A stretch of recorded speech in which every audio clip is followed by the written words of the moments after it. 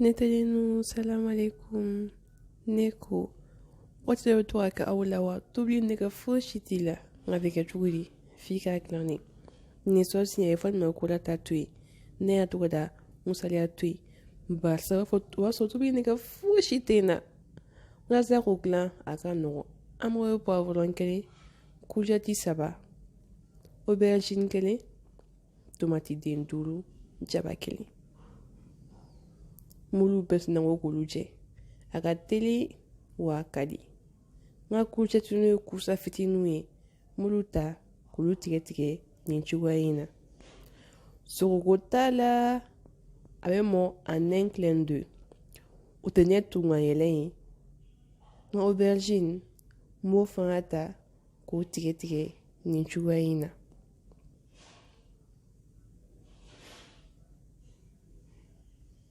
Tenye. Nga poivron. Ani nga jaba. Mulu fanatige. Kulu gata sa do kwanala.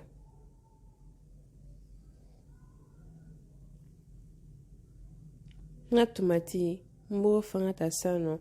Kulu tige tige.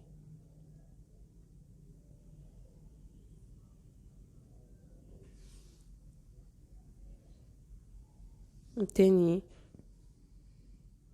Meso nga tuldo ke nga dagala sano. Nga jaba ni nga poivron tige tige le. Mbulu kula. Kana rumi. Miti flanwana. Nga aubergine. Ani nga kusa tige tige le. Mbo fana falaran sisano.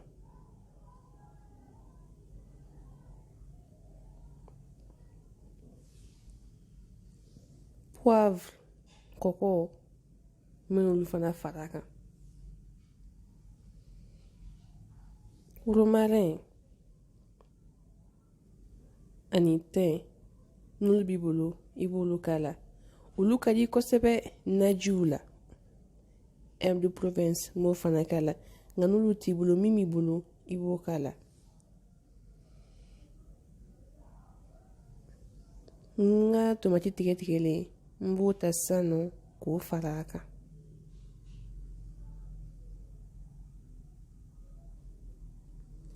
Jiko tala fushi fushi. Alebe to binare ji foka mo. Abe mo roni kele la imbo kala. Mengeta suma bla fedula ka datu. Kata suma fega kono kosebe. Atenye. Aye jil fenda ngana jidoni faraka. Jiftini. Anabe mijote meti flanwana.